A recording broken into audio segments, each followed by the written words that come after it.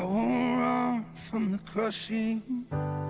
I'll hold on through the pain. What I lose means nothing next to what I gain. Come tear down every idol, so this heart won't stray. Don't let me stray. I just wanna be your sanctuary, a dwelling place for grace and mercy. Keep sifting me till. Shalom, shalom, everybody. Boker Tov, and welcome to the Threshing Floor. My name is Darryl Weinberg, but Light to the Nations Messianic Ministries, and it is my privilege and pleasure to be your host this morning. It is the day that the Lord has made, and we will rejoice and be glad in it.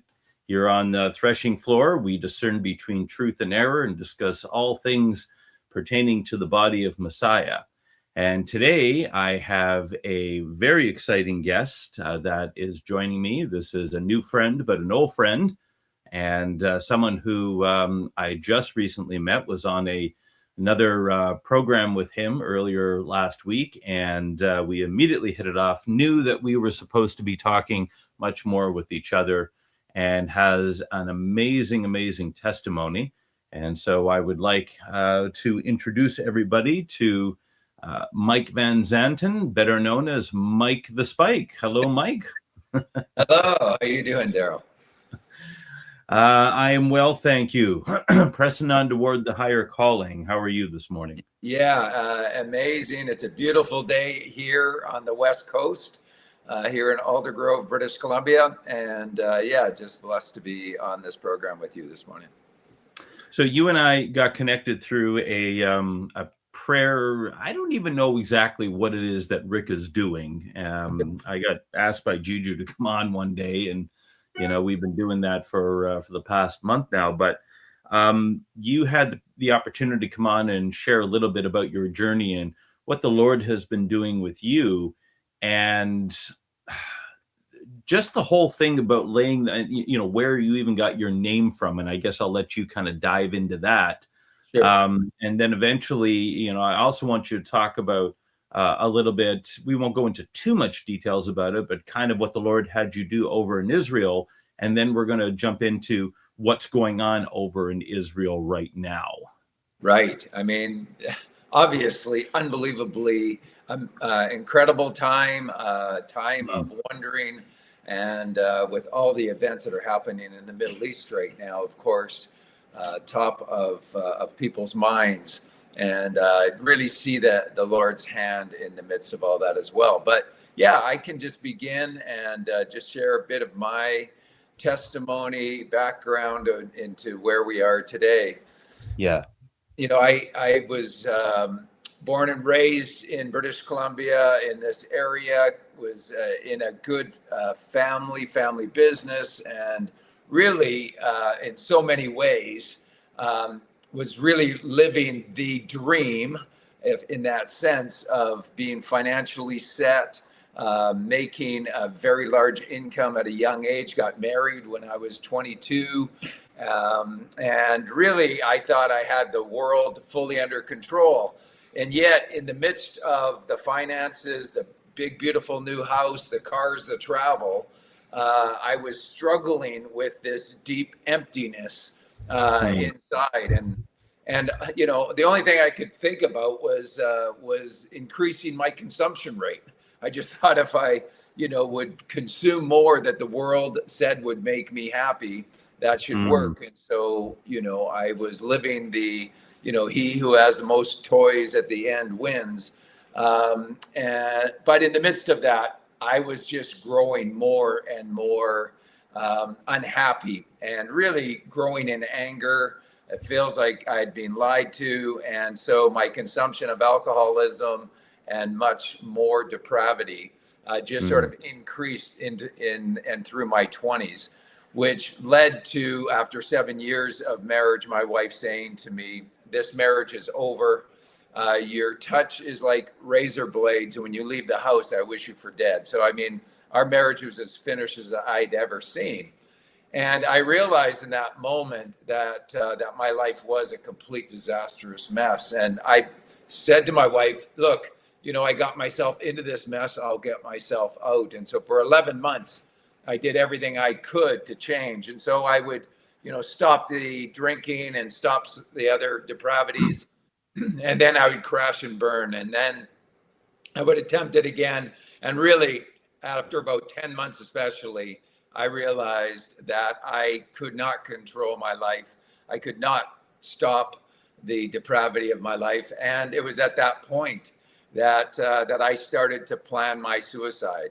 I, again, in a family business, so I checked with our insurance company in a creative way, but just made sure that, there would be insurance paid out when I committed suicide, so that my wife could start over with our now 2 very young sons at that point, and started planning that when I went up to Peace River, Alberta, as I did every year, that it would be there that I would take my life, and she could be free of my insanity, and she could begin a new journey at that point. And so it was literally there that as I parked in the hotel parking lot, realizing this was my final moments, I just started to drive around the town of Peace River, and I ended up right in front of this little church right on the Peace River. And I went up to the front door. It was open. I walked in, but there was nobody there. I mean, that's miracle one in one sense, that that there was an open church. And I walked in, and as I stood in the back looking up at the front, there was a big crucifix up at the front. And as I started to walk up, completely empty, completely in despair of where I was, all of a sudden, I had what we called Crazy Uncle Robert, my wife's uncle, who kept sharing about the love of Jesus for many years with me. But I kept referring to him as a weak man. He needed a crutch I didn't need. I was a self-made guy. Anyway, in this moment, all that he had shared for the years began to line up. And as I walked up under that crucifix and I stood there at the front of the church looking up by myself, I audibly, I know it seems weird to say this, but I audibly heard these words: I died that you might live. I died to take the filth of your life upon myself so that you could be set free. And those words hit me so hard. I knew, just everything in me knew that this was the voice of God. And I just collapsed in tears, buckets of tears. Literally made a couple puddles there as I just wept uncontrollably for the filth of my life, of who I'd been, and just now connecting with this love that just impacted me. And right immediately, what came to my mind is I just said, Jesus, if you're real, if you're coming in, I said, I'm getting out of the driver's seat of my life. I've made a complete train wreck of my life. I'm moving to the passenger seat. I'm inviting you to come into the driver's seat of my life. I surrender my life to you. Just come in and take control of my life and lead me, and I will follow you wherever I lead. And I just felt a fire hose of the Spirit of God just hit me. And it was like the filth of my life just began to be washed out of me in those moments. Wow. Yeah, so it was my life. I had a Damascus Road experience at that point, and my life began to change. What happened? It was a priest ended up walking in again, a couple hours into this. I just sat with him on the pew, confessed my life, and he just said, look, you have met Jesus. He has healed you. He has forgiven you, and you can now go and begin your new life. And that was a great conversation. I walked out, and it was like the world had begun to change. I ended up going and checking into the hotel. I phoned my wife. I told her what had happened to me. And of course, I'd been making promises for 11 months with ongoing failures. But what she will say, and has often said, that my voice was different. She said, we met when I was 16 and she was 15. She said, all of a sudden, all the anger and hatred in your voice was no longer there. She said, you sounded like you did when we first met when you were 16. And she said she knew something dramatic had happened. And of course, I was still away on a business trip at that point. But 2 days later, she ended up surrendering her life to Jesus through unbelievable, miraculous circumstances.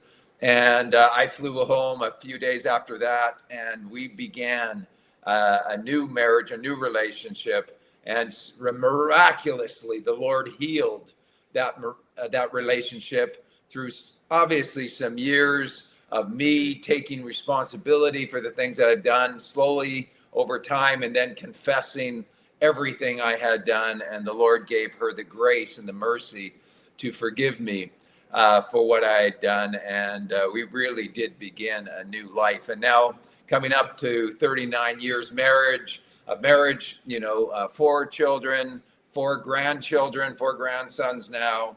And incredible to see how the Lord healed me, healed us in this relationship and this family in that moment. Wow. That is that is indeed a Damascus Road experience. I was talking to a friend of mine the other day, and I'd asked him, when did you come to faith?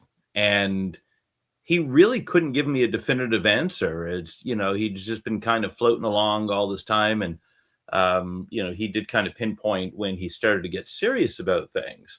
But my testimony is very much like you. As a matter of fact, I think I said kind of the same thing the night that I got saved. Is just like, I literally had the car keys and I just said, here, you drive. I can't do this anymore. Right. Yeah. Yes. And I can give you the date, the time, exactly where I was, what was going on, everything. So it's, and I think it's much more impactful and meaningful when that is what happens, because it's very much like the Apostle Paul, as you said.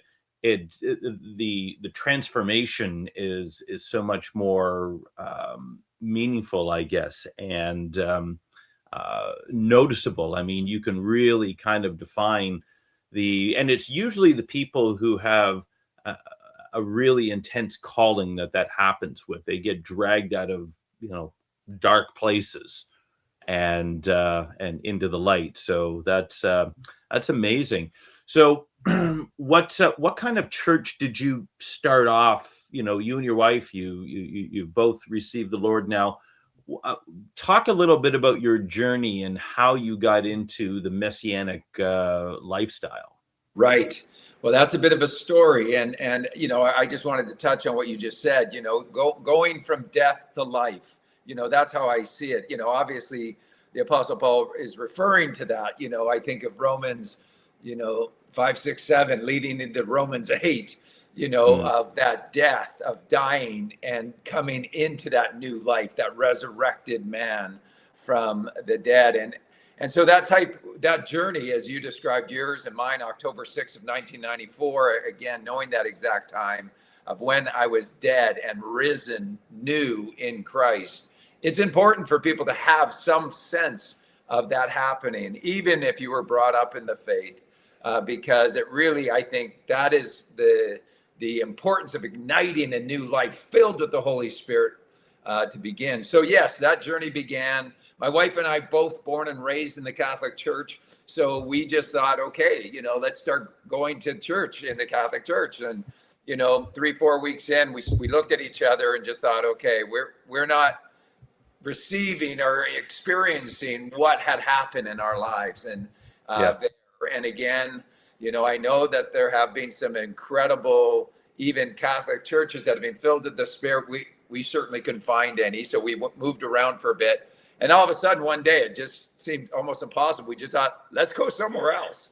And so we really went on a journey of going to a church week after week after week, and finally ended up in a place called Southside Community Church in Burnaby. It was the pastor there, Cam Roxborough, and really an amazing place that we landed there. And what happened, we got involved. They had small groups my wife and I joined a small group that was in Surrey, where we were, joined that small group. At that time, I was consuming so much information. Back then, we're talking about looking at or listening to cassettes. We're talking about 30 years ago, but just consuming everything I can, reading the Bible, reading everything I could, and was just so excited about my faith. So within about 6 months, I became an apprentice in that small group. That group then grew. People around me were coming to faith regularly, and so it was growing. So then I became a small group leader at that point. And then as our group started to multiply in Surrey, we realized we needed to launch a congregation. And so July of 1997, 2.5 years later, I was now a pastor and launching a congregation as part of Southside under our lead pastor to start this new work in Surrey. And I launched this congregation as a congregational leader with the help of the church. And it really was amazing. And then we began, and more people around us coming to faith. And so we outgrew that. So we multiplied some people off and started another congregation and grew again. And it was a wild, amazing time of seeing lives transformed. At the same time, we had, at this point, 4 young children going 100 miles an hour with new converts. I mean, we really had very little church transfer growth. We almost didn't want that. We would really wanted conversion type growth, but at the same time, people are coming out of addictions. People are coming out of different struggles. And so it was a wild journey, but sadly, I didn't have any real clear boundaries. And so we had an open door policy, but I ended up crashing and burning 10 years in. Came out of being a pastor back into the business world and continued the journey of really assessing what it means to be a person walking in faith and in the church in that sense, but began to really ask and seek the Lord on what does it mean to be the people of God, and began to understand the difference between the churches that was existing that I was aware of in North America and what Yeshua, and I began to understand Jesus, his name Yeshua, began to really dive into the Hebraic roots, looking at the word that Yeshua used for ecclesia, that we translated to church, and understanding, I think, our misperception of really what that was. And so began to dive in to the Greek and the Hebrew of that, and began to ask, what did Jesus mean when he used the word ecclesia 2,000 years ago? What did that word mean? And what does that mean now to be the people of God? And really in the midst of that, connecting with our Hebraic roots, understanding the feasts and the festivals of Leviticus 23 and all of that. And so my life took another huge change in the midst of really diving into a bigger way what it means to be the ecclesia and to know our Hebraic and roots that way. Wow. That's amazing. Yeah, it's funny because when you look at the King James, the word church was put in there by King James, but church actually comes from, and I cover this actually in my book, comes from the Greek goddess Circe, where we get circus from. And the ecclesia is really just the original meaning of the word is the called out ones. Right. But in the Koine Greek, it just simply means a group of people. The Dimitri and the silversmiths in Acts chapter 16, they were an ecclesia. They're just a group of people gathering together with common interests. But we can define it really as the body. Quite often in the Greek, it's Paul uses the word synagogia, for the gathering of the people, but it's really the body of Messiah. And unfortunately, I think that because of the pagan word that we use, and also because of the idea behind it, we've kind of narrowly defined what the church is, and that it's a building that we go to. And that was never the intent, I think, of the Lord, where it's we are the ecclesia, we are the body, and we function in that 24/7. Yes. Yeah. And really, if as Jesus used the word ecclesia, Yeshua uses that word, he uses it in a time when especially the governance in the Greek towns, even cities, they had what they called the ecclesia. That was the gathering of those, the assembled, that would then govern both the people and the land. And Right. so there was this governance side to this, which to me really ties back to Genesis 1:26-28. We were created in the image and likeness of Yahweh, created in the fullness and the likeness and image and likeness to have dominion, to rule and reign upon the earth. And so when Jesus uses the word ecclesia, for me, it really ties to that understanding of governance and of the assembled of the people who then begin to understand what it means to rule and reign upon the earth in that way. Amen. So you've got these congregations you've planted, you've started to go to a Messianic way, you're starting to celebrate the feast days and everything else. Yes. So talk about the transition to, what you are now doing, and how did you get this whole spike ministry? I mean, I don't even know what else to call it. Sure. Well, so I had then, I talked about moving. I ended up leaving the congregations at that point. Joined another church gathering, and then eventually came out of that and started my own home ecclesia gathering. And really understanding, we call it a kingdom ecclesia, as Yeshua came to usher in the kingdom, right? To bring, people look at what is the good news. The good news is that the kingdom of God has come again, and the establishment of that, and the keys of the kingdom, as Yeshua reclaims those keys and is given those to his ecclesia to begin to understand. And so we formed this group of people in our house with the whole understanding of beginning to impact the earth, beginning to understand the importance of reclaiming the earth for the kingdom and the people in that way. And so that really launched me as I was seeking that. Back January 21st of 2022 is when all of a sudden the Lord, again, I heard from the Lord that he said, this weekend is beginning a movement from Western Canada. It's going to begin to impact all of Canada and the rest of the world. There's a lot more to that, but I won't get into all that. But it was that weekend that the truckers convoy left Vancouver and headed towards Ottawa. So that gives you very clear understanding. Most people will know around when that happened, but that they left January 23rd of 2022.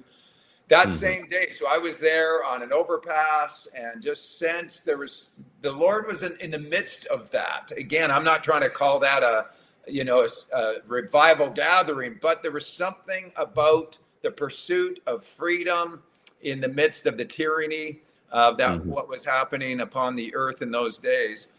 And so later that day, the Lord said to me, or that morning, the Lord said, I now need you to go to this other gathering. I wasn't even sure where it was. Supernaturally, the Lord brings me to this other gathering. But it was there that Barry Wunsch was the speaker there. I didn't really know who Barry Wunsch was at that time. But he started to talk about Dutch Sheets and Tim Sheets and others who had a bunch of spikes. So they drove 50 spikes into every capital of every state of the United States of America. And then he said that Dutch had brought 12 or 13 of those spikes into Canada. They had this, where there was this gathering, and he called anybody forward who wanted a spike to come forward and grab one. Barry Wunsch went up, and he took one of those spikes. And when he went home, he said, asked the Lord, is there anything I should do with this? And the Lord said, not yet. So he just put it on his shelf. And he said about 4 years later, which was just a week before I saw him there, the Lord had said to him, it's time for the spike to go in the earth on the very west coast of Canada. And so he came, he was speaking. So he held up a golden spike. And it was just like the Spirit of the Lord hit me very powerfully in the midst of that. And I just thought, okay, what is this? And I realized there was something about that spike going in the earth that I needed to be aware of participating in. Except that I didn't really know anybody at that gathering. So I left there. They ended up going to Derby Reach in Fort Langley, BC, where the first fort, I didn't know this at the time, but where the very first fort of Western Canada was established. It was no longer there. What currently exists is a fourth fort, but that where the location of the first fort it was, they drove that spike in the earth. And it's really about the spikes going in, as I understood it through Dutch and what was leading in, is to really declare that land for Yeshua. They would have certainly said Jesus, but to declare the land by that spike, representing the spikes that went into the hands and feet of Yeshua, driving that spike in and declaring that land for the kingdom to again be established in greater ways. So the next morning I hear about it. I only hear that spike went into Fort Langley. And again, I sense the Lord say to me, go to the spike. And so I just started driving to Fort Langley. I made one phone call, and the person told me, well, it was in Derby Reach, which is a massive park. It's like, 15 kilometers wide. I mean, it's just a large area. And and he also said that the spike, he didn't know it was dark. He said he doesn't have a better descriptor. He said, he said, you'll never find it. We put it 4 inches underground. We removed the grass in such a way, drove the spike in, put the grass back so nobody could ever find it. So I just went there, second location. I got out of my car. I just started to walk. And all of a sudden the Lord's guiding me. And he says, there it is. I don't see anything. So I get on my hands and knees. He says, there it is. Again, I don't see anything. So I just start to dig with my hands, and I touch the head of the spike. And it was there that, again, I just sensed the power of Yeshua on me, the power of God. And all of a sudden I hear these words, build an altar of 12 stones here and now. And I'm like, okay, right? Build an altar of 12 stones. I had been doing some study through the book of Joshua and through Genesis, about altars. I thought that was interesting because the Lord was speaking to me about land and altars and significance of altars being built, 12 stone altars being built on land. And so when he said that to me, I just said, okay. So I started to look around me for some rocks. And he said, no, only the rocks in the river, because I'm up on a bank right by the Fraser River. So I'm now in the river grabbing stones, and I built an altar of 12 stones there. And that began. So of course, the truckers arrive in Ottawa about 6 days later. We have another gathering because we knew God was up to something with that spike, with that altar. So a bunch of people gathered there the following Saturday, just as they were arriving in Ottawa. And a number of days later, that next day, 3 a.m, the Lord wakes me up and says, I need you to drive a spike behind the Parliament buildings right away. And of course, during that time, I couldn't fly, because of the jab restrictions and everything. And I just knew he meant, I need you to drive to Ottawa to put a spike behind the Parliament buildings and build an altar of 12 stones. So how long a drive was that? So it's a 4,300 kilometer drive in the midst of winter, right? So we're only talking then the first week of February. And it was cold that year. I mean, Very cold. The I whole remember time in Ottawa was in the minus 30s day after. Oh yeah, I mean, I remember they had hot tubs out there and everything that was going on, but it was really cold at that time. Oh yeah, and all across Canada. I mean, one just quick funny story. My daughter, I said to my daughter, "Look, we're driving to Ottawa. Can you come?" And my youngest daughter, and she's a fairly a very good driver actually, knowing that we were driving through snow and ice. And at one point, I had dozed off because we drove through the night. We did that 4,300-kilometer drive in less than 44 hours. Oh, So wow. we only stopped for gas, and we exceeded the speed limit at times. So anyway, as we're going, and I'm sleeping, I hear my daughter go, "Oh!" And so I open my eyes, and we're now going almost diagonally down the highway. I look at the speedometer, which says 120 kilometers, and I don't say a word. I just slowly watch my daughter. She gets the car, starts straight again. I said, "Are you okay?" She goes, "Dad, I'm great." She hits the accelerator. I fall back to sleep. But it was just this sense of God's hand upon us, honestly. Yeah. So as we were driving there, because I said to the Lord when he said, "I need you to drive a spike," I said, "Lord, I don't have a spike." So he shows me, I get an image of my mind of a grain elevator, a barn, and a railroad track. And I thought, okay, over 4,300 kilometers, I'm going to see this somewhere. So just outside of Calgary, my wife, my daughter and I get some gas. We come out of the gas station, turn right, and I say to her, "There it is. There's the barn. There's a grain elevator that the Lord showed me. There's a train track."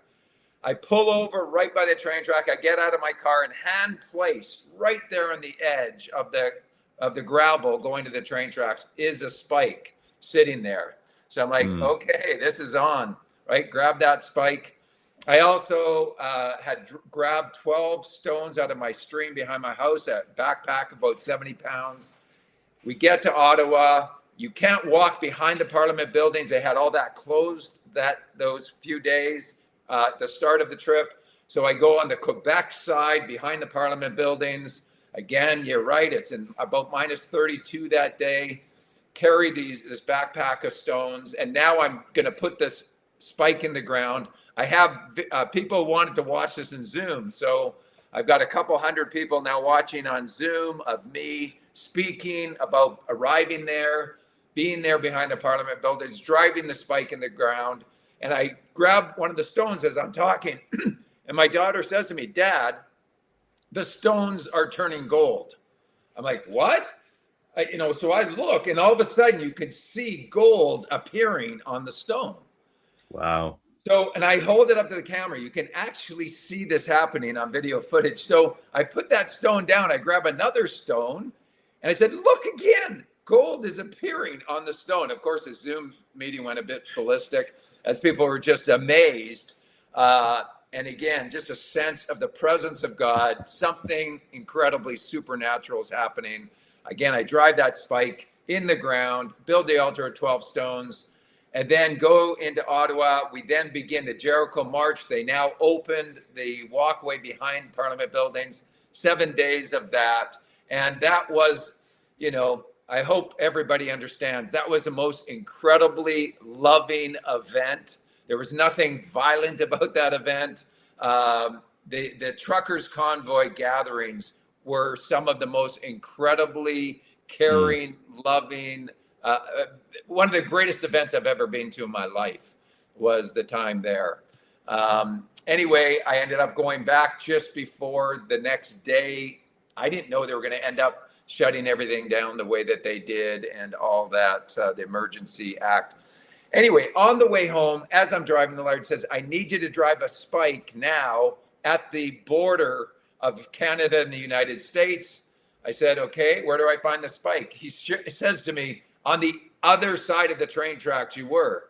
So I immediately say to my daughter, "Do you know where those train tracks were?" She said, "Dad, I don't have any idea," because we were off this large detour outside of Calgary. Anyway, Lord brings us there. She gets out of the car this time, another hand-placed spike right there. And so on February 22nd, 2022 at 2:22 p.m., I'm standing there with 1 foot in the United States, 1 foot in Canada with the water behind me at the Peace Arch border crossing. We drive that spike into the earth. We build an altar of 12 stones. And then that just led to more and more spikes in the Lower Mainland. Then he called me all across Canada, to every province, to every territory. There's a lot of stories there as well. And just had me driving spikes in the earth. And really, it was right at the beginning that somebody called me Mike the Spike. And that name stuck as the Lord had me driving spikes across Canada at that point. Wow. So you've been through all 10 provinces and 3 territories. So Yes. you've gone up to, what was it, Yellowknife, Whitehorse, and Callaway. And New Callaway, up in Nunavut there. Thank God he didn't send you up to Alert. I mean, that would have been. Yes, I did do some work on it, right? Wondering, but Callaway really is the most populated place that north. And that was one of the keys. It wasn't, because he did ask me to go to the farthest west, farthest east, farthest south of Canada. And then he said, in the farthest north, the most populated, and that just so happened to be the capital of Nunavut, which accomplished both of those things. Right. So you do all this. You've driven like 43,000 kilometers or some. Yes, in multiple trips. Yes. Yeah. But you weren't done with just Canada. Right. Yes. You see, I do a work. I lead a ministry in Zimbabwe and Zambia. And so we take care of about 400 children, a couple hundred in each location. We've just built elementary schools. And so I was traveling there twice a year. And yes, I was driving spikes in the earth there. But as I came back, as I just started to do the spiking of the earth after I could start to travel. So there was about 2.5 years. I couldn't fly there because of all the crazy, let's call them, restrictions at the time of not being able to fly. So as I returned from there, the Lord, I just again sense the Lord say to me, if you're going to impact the nations, you must go through Israel. And so I'd never been to Israel at that point. You know, I'd wondered at some point I would go to Israel, but it wasn't a real huge desire in my heart at that point. Right. And so when he said, you must go through Israel, then he said to me, I'm calling you to drive 12 spikes into 12 specific locations and build 12 altars of 12 stones. So that was the word. And that was the assignment. And so all of a sudden, I say to my wife, we're going to Israel. Within 6 weeks, we were now flying to Israel. I carry some stuff with me, all the spikes. I have a gavel that I carry. You know, here it is. You can see spikes in each end and on the bottom. And so I carry this. This is a gavel that often as I drive the spike in, the Lord said, this is how I make declarations as I strike the earth. And so these aren't things that you can generally just travel around with, especially going into Israel. So I was told by people that were there, you cannot do what you're saying. You cannot just go to these locations and put spikes in the earth. Like there's video cameras everywhere. There's, guards and security everywhere. Yeah. And they said, you won't even get into the country. So I just said, if I've heard properly from the Lord, he will get me in, right? That was just and if I didn't hear from the Lord, obviously, they would take away all this stuff and it wouldn't happen. So as we fly into Israel, I've got my wife and 2 other people joining us. We're coming down this huge ramp. As you come into Israel, anybody who's flown there, you'll know their airport. You come down that huge ramp into customs. So we come into this massive customs area. I'm not sure I've ever been to a larger one. It seems like, 100 desks there and hundreds of people are there. Anyway, As we're walking in, sorry, did you want to say something about that? No, okay. Keep going. As we're in this huge area and many people all around, all of a sudden I hear this voice on one of these outside ropes that are, herding people in, and about 5 people away from me. She goes, sir. And I look, and she calls me over, and she says, excuse me, sir, I'm giving you a pass to go past all of customs. I said, okay, well, I have 3 others with me. So I'm kind of realizing something supernatural is happening. So she says, yes. So I called the 3 other people. So she gives us mine plus the other 3 little cards. They look like lime green little cards. And she goes, just walk by all the customs, walk by everybody, and you can just walk out of the airport. I'm thinking, okay. My wife is like, this doesn't make sense. She was quite concerned. But as we just walked by all the customs, by all the security, all we did is I'd show them my card. As soon as I showed them my card, it was almost like fear struck them, and they would just wave us past them. They wouldn't even talk to us. I'd show the card, and then they'd wave us past, and we literally walked out of the Israeli airport without seeing one person, speaking to one person. And I realized as we walked out, everything will be accomplished because the Lord has his hand upon it. So it turns out, what were those cards? Well, as I came back after the trip, I'm down. I used to spend a lot of time down at my stream. I now have a river behind me. But as I was down at the stream, at that point, I just said, Lord, how was that possible?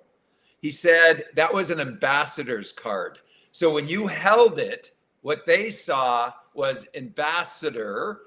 And so it was an ambassador's card that you could bypass all security. All I saw was a lime green. So miraculously, it was an angel. And he said, it was an angel who gave you those cards, who just told you to go.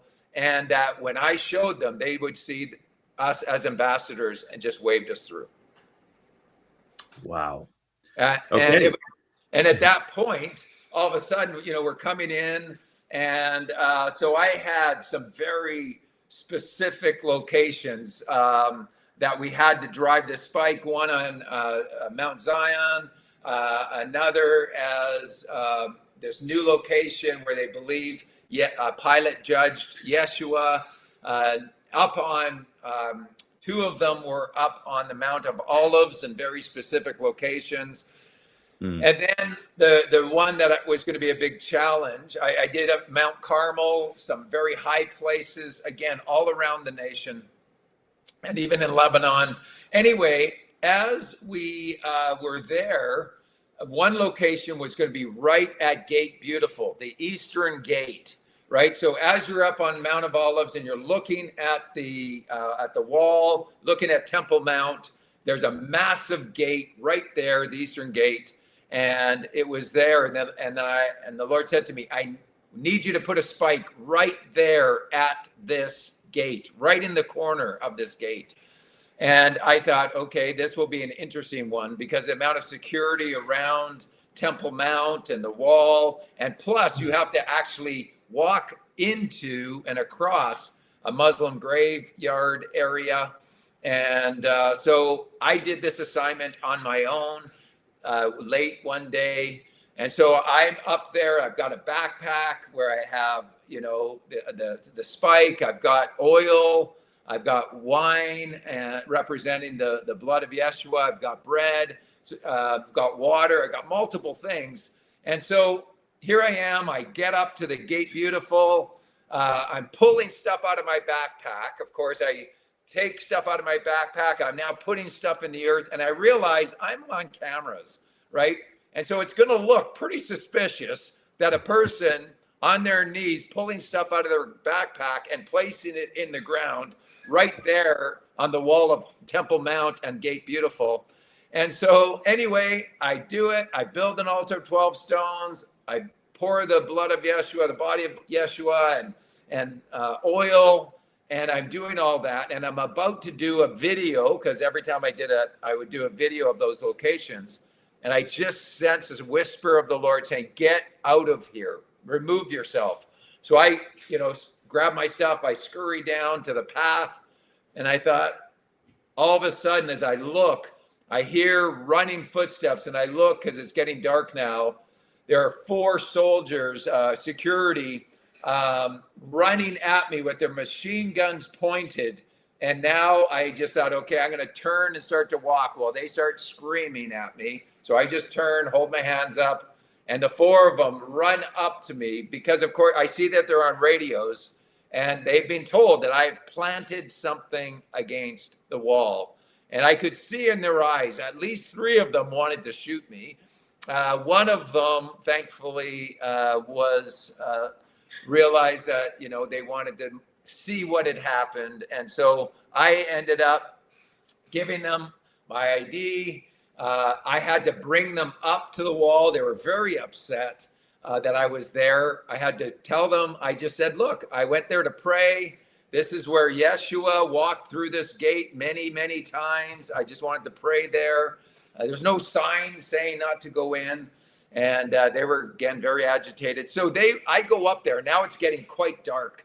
And so they got high-powered flashlights, and they're looking at everything there at the wall and what had happened. And then all of a sudden, the one police officer, guard, holds his flashlight on the 12-stone altar that is soaking wet and glistening. I mean, just the light was glistening. And I thought, uh-oh, I'm in trouble, right? So, but all of a sudden, 5 seconds of holding it, he moves his flashlight, gives me my ID, and says, okay, do not come back here.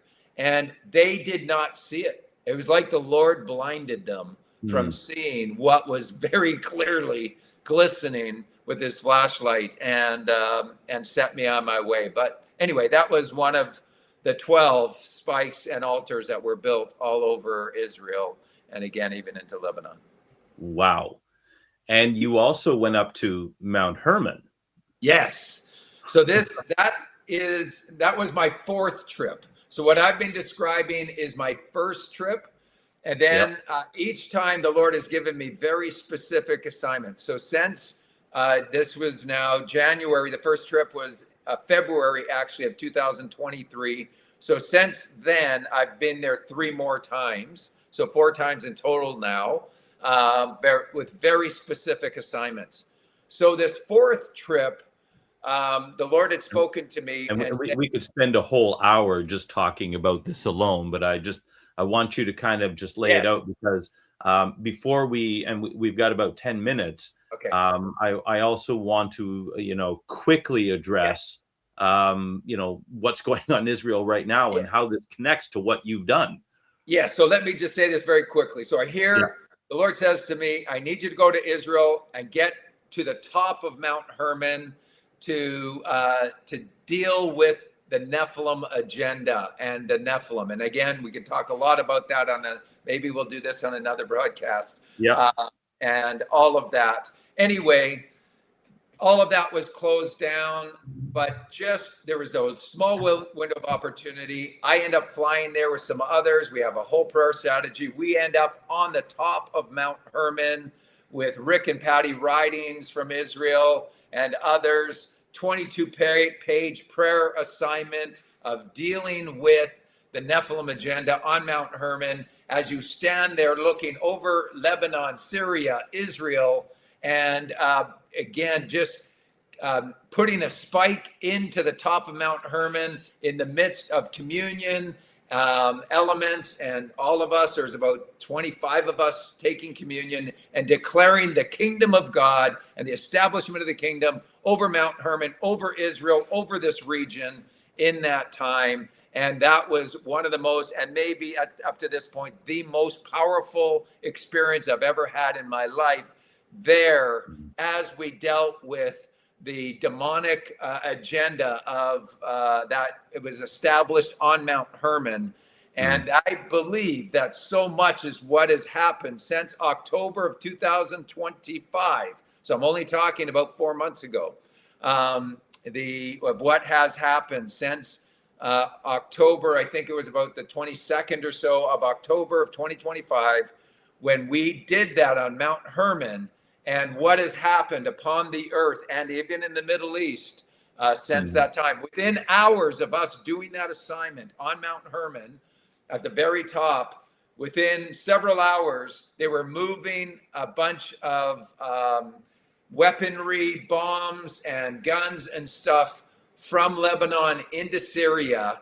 And the IDF became aware, captured all the people and all of the product, war material that they were bringing across. All of that was captured within hours of us on Mount Hermon. And it was like the Lord was saying, this is beginning to bring a shift in what was happening in that whole region. And again, what we've continued to see upon the earth. So has the Lord given you any indication, and there's so many questions that I have though, did your hammering the spikes in around Israel, what connection did that have, do you know, with October 7th? So yes, that was just prior to that. And so in the midst of all of those things, I've never, on any assignment, I just do what I'm told. And, just what the results of those are, I don't always know, And so Can I specifically say, how did that impact? I know that those 12 spikes had an impact on the declaration of Yeshua upon that land, that place, the declared land of Israel, and how that is being played out in these days. And then Mount Hermon in the midst of all that. I don't like to be too specific because I don't like to take credit. I'm just doing what the Lord's asked me to do. But I do believe there are results that are happening. Yeah. And so when you were up at the top of Mount Hermon, did you actually do anything down at Pan's Grotto there? Yes, I have been there, Caesarea Philippi, and of course, all that had taken place. That was part of my first trip, was Caesarea Philippi, and of course, the gate of Hades. So as Yeshua is declaring, first, of course, he brings his disciples there, as we see in Matthew 16. He is there, the declaration of who he was in the enemy's camp. It's declared that he is the Christ, the Messiah. And then it was there that he declares the ecclesia, and at the gates of Hades, as he's looking at the gate of Hades, where many sacrifices were made, said that gate could not overcome the ecclesia. But yes, I've also done work there because that's right at the base of Mount Hermon. You're right. Right. Yeah. Wow. So you've been going all over the world, it would seem. Any other countries that you've been doing these, but you said Zambia and Namibia, which is where Victoria Falls is. Yeah, so Victoria Falls sort of centers Zimbabwe and Zambia. We're in a place called Musana and Twishuka in those nations. And also the Lord began to have me do some spikes in the United States of America. And so I have been doing some of those, that one that was at the border, but also in Hawaii where those fires were. And of course, I think nefarious things that happened around those fires. He actually brought me through the gate right onto the land and declaring his kingdom in the midst of what happened there in Hawaii and Maui. On the Maui Island, and then continuing into Muckleshoot, where there was a gathering of First Nations from all over the world in preparation for the opening of the embassy, the First Nations embassy in Jerusalem. So that was prior to that opening, which has been about 1.5 years now. And so, lots of that happening as well. Wow. Okay. So, do you have any sense of what's next then? Do you have any upcoming assignments? Well, yes, I do have an incredible assignment coming up. This is, I can't give too many specifics of exact dates because we need to go undercover when we do these things. But he has called us to go to Washington, D.C., the city of London, and to Rome, the Vatican, because of all the financial stuff. And, I don't know how awake people are to the reality of what has happened upon the earth, but these are 3 very key strategic locations. But even before going to Washington, D.C., he's called me and a group with me to go to Jekyll Island. Jekyll Island's just off the coast of Georgia. That's where several men gathered who controlled about a third of the wealth of the world at that point in 1910. They gathered there from November 20th to November 30th to bring together and develop the Federal Reserve. So Jekyll Island, which we also, if you do any study on it, you'll also be aware that they have some very large skeletons, meaning that there were people there who were somewhere between 7.5 to 9 feet tall on Jekyll Island.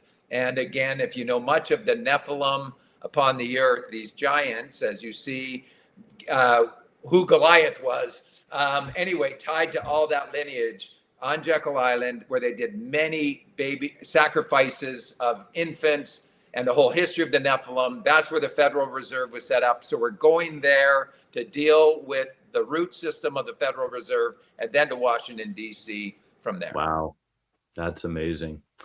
Well, sadly, we've come to the end of our hour. We could just keep going here because you were only giving little snippets of yes. But Mike, thanks so much for joining us. This has been exhilarating, and just to see what the Lord is doing here is amazing. We will certainly be in prayer for your ministry. Thank you. And we'll have to do this again. Yes. Yeah, that would be great. I mean, yeah, there's a lot more to some of these stories. And of course, we didn't even mention, but, we're now coming into Purim. Many around the world are starting a 3-day Esther's fast into Purim with the current events in Israel and the Middle East. Yep. It's amazing. God is putting. I have decided to join that as well. Excellent. All right. Well, we got to wrap it up here. So we want to wish everybody Shavua Tov, a good week. Thank you for joining us here on lamnetwork.tv. And we will look forward to seeing you right here next week on the threshing floor. Mike, stick around for a couple minutes. Thank you. Shalom, everybody. Shalom. Shalom. I won't run from the crushing. I'll hold on through the pain. What I lose means nothing. If you missed today's show or want to watch it again, or want to tell someone where they can watch this episode, go to lamnetwork.tv, where you can find this show and all the other live Lamb Show archives in the on-demand section of the website. Thank you for watching, and don't forget to tell someone about the Messianic Lamb Network. I just wanna be your sanctuary, a dwelling place for grace and mercy. Keep sifting me till everything is on the threshing floor.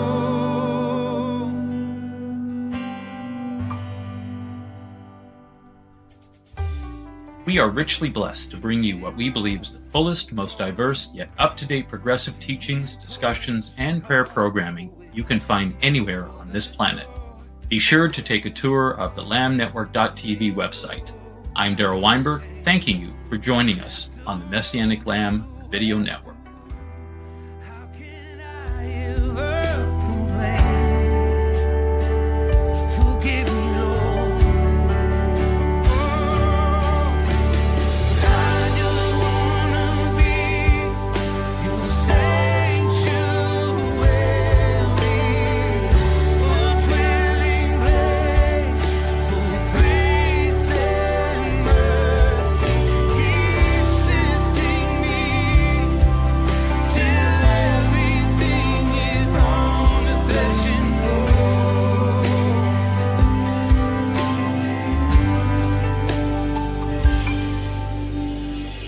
Let it fall on the threshing floor. Everything that's between